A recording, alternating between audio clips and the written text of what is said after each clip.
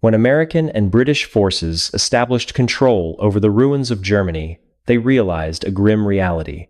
Nazism was not just a political party, it was the operating foundation of an entire society. Intelligence reports sent back to Washington and London painted a desperate picture. 80% of teachers, 60% of judges, and most doctors and engineers in Germany had sworn loyalty to Hitler. They were not monsters with terrifying appearances. They were ordinary neighbors, people who had operated a system of mass murder through silent obedience. The numbers were even more shocking. In May 1945, there were 8.5 million officially registered Nazi Party members, accounting for more than 10% of the population. If satellite organizations such as the Hitler Youth or the Nazi Women's League are included, that number rises to 45 million people, more than half of Germany's population at the time. You cannot imprison half a country. The concept of 0 hour, the moment Germany was supposedly starting over from a blank page, was in reality just a myth created to soothe consciences.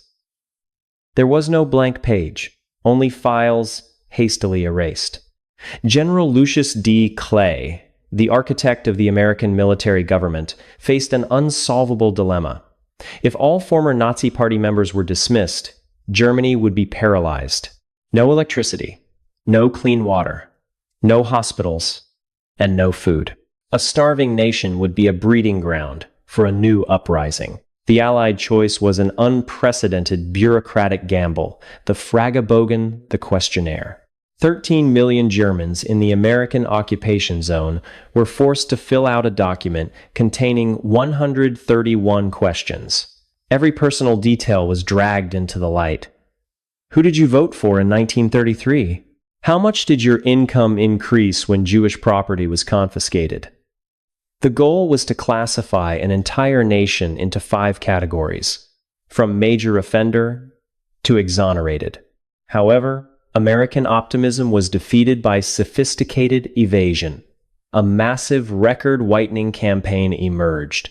Jewish wives who had once been divorced were suddenly found again to serve as alibis. Propaganda books were destroyed overnight, replaced by brand new Bibles placed neatly on shelves. An entire nation appeared to suffer from collective amnesia. They did not remember supporting the old regime, they only remembered being victims of the war. But instead of purifying society, the questionnaire turned Germany into a vast stage play of deception. The justice system was overwhelmed. Review courts sprang up everywhere, but they were run by local Germans themselves. A negative atmosphere hung over the entire effort to enforce justice. With bitter irony, Germans called the certificates of innocence Perselschein, named after a famous laundry detergent. The implication was obvious. No matter how dark your past was, with enough money and the right connections, your record could be washed clean. A strange black market emerged. A former SS officer could trade a few packs of American cigarettes or jewelry taken from victims in exchange for the signature of a priest, certifying him as a silent opponent. Those who had once harmed Jews suddenly became Mitläufer, passive accomplices. All they had to do was pay a small fine, and that was it. Free. Consider the case of Hermann Joseph Abs, a powerful figure at Deutsche Bank, the bank that had financed the construction of concentration camps and managed assets confiscated from Jews. By normal logic, he should have faced strict prosecution. But no, Abs was protected by the British because he was seen as indispensable to economic recovery. The result?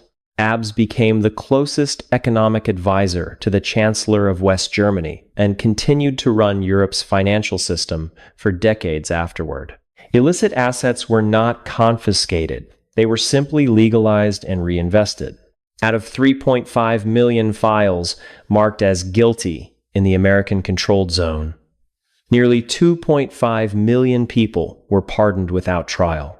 Only 1,667 individuals were classified as major offenders, a rate of less than 0.05%. An insult to the millions of victims who perished in the concentration camps. The final blow to denazification came in 1951 when the West German parliament passed Law 131. This was a little-mentioned legal text with enormous consequences. The law allowed the reinstatement of all civil servants, officials, and soldiers who had been dismissed for reasons connected to Nazism. Within a short time, 90% of senior officials in the German Ministry of Justice were former Nazi Party members. At the Foreign Ministry, the figure was 66%. The very people who had once drafted racist laws were now drafting laws for the new democracy. The reality was even more paradoxical when respected institutions themselves became accomplices. This was not just individual misconduct, but a systemic failure. One of the least discussed secrets is the role of certain figures at the Vatican and the Red Cross in issuing travel documents to Nazi criminals. Under the banner of compassion, Bishop Alois Hudel in Rome openly declared that SS officers were merely people acting under coercion. It was through this monastery route network that figures like Franz Stangl, the commander of the Treblinka extermination camp, where 900,000 people were murdered, escaped to Syria and Brazil using passports issued by the Red Cross. Denazification failed at the very gateway of Europe. Moreover, this failure was rooted in an economic reality money. To rebuild Europe, the Allies needed German steel and coal. And who controlled them? Industrialists, who had once financed Hitler. Alfred Krupp, the arms king of Nazi Germany, who used 100,000 forced laborers in his factories, was initially sentenced to 12 years in prison at Nuremberg. But after only 3 years, he was pardoned by the American High Commissioner and had all his assets worth billions of US dollars returned to him. But Krupp was not the only case. Look at IG Farben, the chemical giant that produced poison gas used in concentration camps. At the Nuremberg Trials, IG Farben executives received remarkably lenient sentences. The conglomerate was later restructured into companies whose names we all know today: Bayer, BASF, and Hoechst. The same managers returned to power, and their shares rose again on the stock market. Germany's economic miracle was built not only on hard work, but also on the foundations of corporations that had once profited from war. The reason? The Korean War broke out, and the West needed weapons. Justice for tens of thousands of workers who died in Krupp factories was pushed aside in exchange for profit and military security. This was the greatest failure of denazification, when Hitler's financial backers remained wealthy and powerful. But if bureaucracy was the reason minor offenders slipped through the cracks, politics was the reason the most dangerous masterminds were welcomed. In 1947, the situation changed. The Soviet Union, the former ally in the East, had now become a threat to the West. The Cold War began. And in this new conflict, the United States needed the experts of its former enemy. Operation Paperclip was the peak of pragmatism. While concentration camp guards were executed for abusing prisoners, Wernher von Braun, the architect of the V-2 rocket, who had used tens of thousands of laborers to death in the underground Dora Mittelbau complex, was secretly brought to the United States. He was not put in handcuffs. He was welcomed as a scientific hero, the man who would later take America to the moon. His criminal record was completely erased. Alongside Paperclip was an even darker operation, known as Operation Bloodstone. The CIA secretly recruited former high-ranking Nazi officers, men responsible for severe crimes in Eastern Europe, and used them for operations against the Soviet Union. Gustav Hilger, who had represented Nazi Germany in Moscow and had intimate knowledge of purge operations, was generously paid by the U.S. State Department as a special advisor. For Washington, their experience was more valuable than moral standards. But von Braun was only the tip of the iceberg. In the shadows, U.S. Intelligence partnered with Reinhard Gehlen, the former head of Hitler's intelligence on the Eastern Front. Gehlen was not only set free, he was funded by the United States to rebuild West Germany's intelligence service. And whom did Galen recruit? His former comrades from the Gestapo and the SS. Specifically, in the 1950s, at least 100 employees of the Galen organization were former members of the Nazi security forces. Even Alois Brunner, a close aide to Adolf Eichmann and the man responsible for the deportation of 128,000 Jews, worked for Galen before fleeing to Syria. The CIA spent approximately $200 million to maintain this network, turning West Germany into an intelligence outpost, despite the fact that this outpost was run by personnel from the old regime. For decades, the security services of a newly democratic Germany were operated by men who had once served the Nazi apparatus. The CIA knew this well, but it chose silence. For Washington, information about the Soviet Union mattered more than justice for the past. Worse still, the case of Klaus Barbie, the butcher of Lyon, infamous for his brutality toward children and women, was an irreparable failure. U.S. intelligence hired him as an informant, and when France requested his extradition to stand trial for war crimes, the United States helped him escape to South America via the rat lines. There, Barbie continued to live comfortably and advised dictatorships on how to torture prisoners. In Bolivia, Klaus Barbie did not live in hiding. He became an honorary lieutenant colonel in the Bolivian army, helped engineer political upheavals, and trafficked weapons illegally. He was even reportedly involved in assisting the CIA in military operations in 1967. A war criminal, backed by the United States, continued to be involved in violence on another continent 20 years after the Second World War had ended. It took 40 years for justice to catch up with Barbie. But for thousands of other criminals, justice never came. While the West chose the path of compromise, on the other side, the Soviet Union applied a far harsher and more direct method. Stalin was not interested in psychological rehabilitation or complex questionnaires. He wanted to uproot Germany's old social structure entirely. Concentration camps such as Buchenwald or Sachsenhausen were not closed. They were renamed special camps of the NKVD. More than 120,000 Germans, from Nazi officials and landowners to people merely under suspicion, were detained without trial. 1/3 of them died from exhaustion and disease. Tens of thousands of others were sent to Siberia for forced labor. In East Germany, Denazification meant the destruction of the old elite to clear the way for a new system. However, step back and look at the broader picture. Compare this with Japan, Germany's ally in Asia. If Germany had the Nuremberg Trials, Japan had the Tokyo Trials. But the outcome was even more controversial. While Nazi organizations were declared criminal, in Japan, the highest leadership was spared prosecution through political deals. Japan's Unit 731, where horrific biological experiments were carried out on human beings, was also granted immunity by the United States in exchange for scientific data. A disturbing similarity in how the Allies acted in both hemispheres, scientific and political interests, outweighed justice.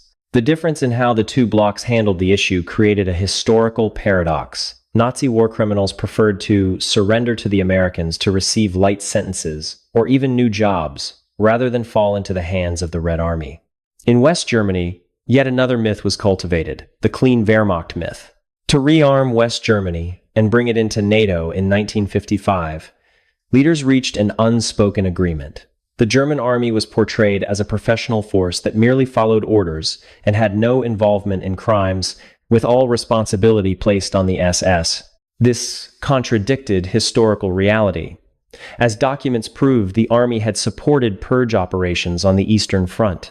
But thanks to this myth, Adolf Husinger, Hitler's former chief of the General Staff, was able to become chairman of NATO's military committee in 1961. A general of the old regime became a leader of the Western Military Alliance, an almost unbelievable historical fact. However, hypocrisy was not limited to West or East Germany. It spread to neighboring countries, creating a broader historical deception known as the first victim myth. Look at Austria, Hitler's birthplace. While Germany was forced to bear responsibility and pay reparations, Austria skillfully portrayed itself as the first victim of Nazi aggression. The result? Denazification in Austria was so superficial it was hard to accept. Thousands of Austrian war criminals, many notorious for brutality in concentration camps, reintegrated into society without investigation. It was not until the 1980s that the world was shocked to discover that United Nations Secretary General Kurt Waldheim, an Austrian, had served as an intelligence officer in the German army and was linked to massacres in the Balkans. And there is another blind spot history often ignores female criminals of the Third Reich. Allied thinking in 1945 was still shaped by outdated gender assumptions. They did not believe women could be brutal criminals. This created a massive legal loophole. Out of 3,700 female guards who served in concentration camps, only a few dozen were put on trial. The rest, women who had brutally abused prisoners, simply took off their uniforms and returned to normal lives. Hermine Braunsteiner, known as the kicking woman of the Majdanek camp for her extreme cruelty toward prisoners, escaped to the United States, married an American, and lived a normal life in New York for 15 years before being exposed. Denazification had completely ignored half of the Nazi workforce. In East Germany, the concealment was even more sophisticated. The authorities declared that they had eradicated fascism because fascism was a product of the old system. Therefore, East Germany claimed innocence. But in reality, the East German Ministry for State Security recruited thousands of Hitler's former officers and secret police to build a massive citizen surveillance network. They did not eliminate the problem. They merely changed its form. In the early 1950s, denazification officially came to an end in both parts of Germany. An absolute silence settled over the past. The slogan of the Adenauer era was "Do not look back." Germany needed doctors, needed judges, needed police officers, regardless of what their pasts had been. The German economy rebounded powerfully, but the national spirit did not change. Those who had once signed death warrants still sat in judges' chairs. Those who had once taught theories of racial supremacy still stood behind university lecterns. This silence was so pervasive that philosopher Theodor Adorno was forced to conclude to write poetry after Auschwitz is an act of barbarism. German culture sank into avoidance. Films of the 1950s focused only on landscapes and romantic love to soothe the soul, strictly avoiding any mention of painful memories. True denazification did not come from Allied guns, nor from staged trials. It came from within Germany itself, and it took an entire generation for that to happen. In the 1960s, children born after the war began to come of age. They did not carry their father's guilt, but they carried doubt. At dinner tables in millions of German households, painful questions began to be asked. What did you do during the war, father? Why are you wearing a black uniform in the old photo albums? Why do we never talk about the Jewish neighbors who disappeared? Generational conflict reached its peak in 1968. German students poured into the streets not only to protest politics, but to fiercely protest the hypocrisy of their parents' generation. It was precisely this pressure from the younger generation that forced Germany to face the truth. One symbolic moment changed everything. On December 7th, 1970, West German Chancellor Willy Brandt knelt before the Warsaw Ghetto Memorial in Poland. The image of a German chancellor kneeling in the rain, silently apologizing for crimes he had not personally committed, shocked the world. That gesture carried more weight than 1,000 words. It marked the end of the era of denial and the beginning of the era of responsibility. The Frankfurt Auschwitz trial of 1963 was the decisive turning point. For the first time, Germans judged Germans under German law, not under Allied imposition. Horrific crimes were exposed publicly in the national press, shattering the wall of silence forever. The concept of Vergangenheitsbewältigung, the effort to come to terms with the past, became central to modern German identity. Yet the most powerful impact on the public came from television. In 1979, the American television series titled Holocaust was broadcast in West Germany. Before that, Germans viewed trials as matters of dry numbers, but the series humanized suffering. More than 20 million Germans watched closely.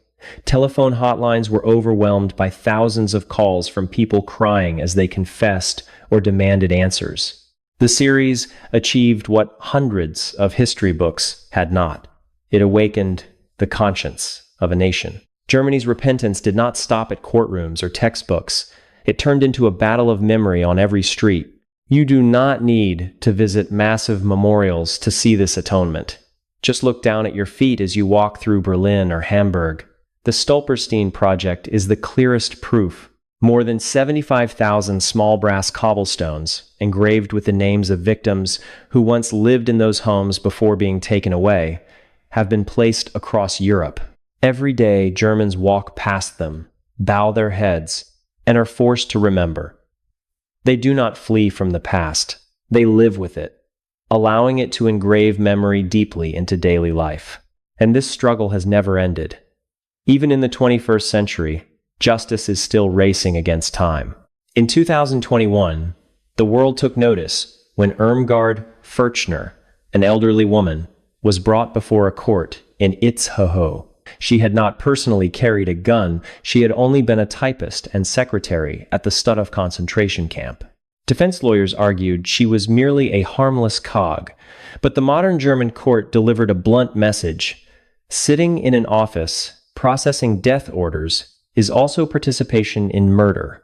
The sentence imposed on this 97-year-old woman was not about physical punishment, but about a permanent moral declaration. Crimes against humanity never expire. No matter who you are, no matter that 80 years have passed, if you were part of a criminal system, you will never be safe from the law. But do not rush to believe that the ghosts of the past have vanished. In December 2022, German police carried out a major operation involving 3,000 officers to prevent a coup plot by the extremist group known as the Reich Citizens. These individuals still believe modern Germany is illegitimate and seek to restore the old regime. This shows that the seeds of extremism still lurk within society, waiting for an opportunity to erupt. Denazification is not a historical event that has been completed. It is a daily task. Looking back over 80 years, the Allies' denazification effort appears as a picture filled with dark shadows. They failed to punish all evil. They allowed pragmatism to outweigh morality. They used perpetrators in exchange for technology and intelligence. But despite being riddled with mistakes and hypocrisy, the final outcome was still something close to a miracle. Germany today shows no trace of fascism in its political life. It is the only country in the world that has built a memorial to the victims of its own crimes at the very center of its capital. The maturity of a nation is not measured by territory or gross domestic product, but by its ability to confront the darkest part of its own history.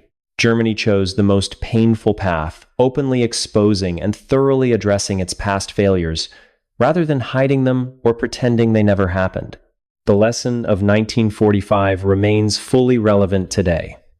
Justice is not a gift handed down by the victors. Justice is a long, painful, and uncompromising struggle of memory against forgetting. A nation can only truly heal when it dares to face its ugliest scars. So, is delayed justice still justice? And is the world today repeating the mistakes of 1945 by tolerating evil for economic gain? Leave your thoughts below.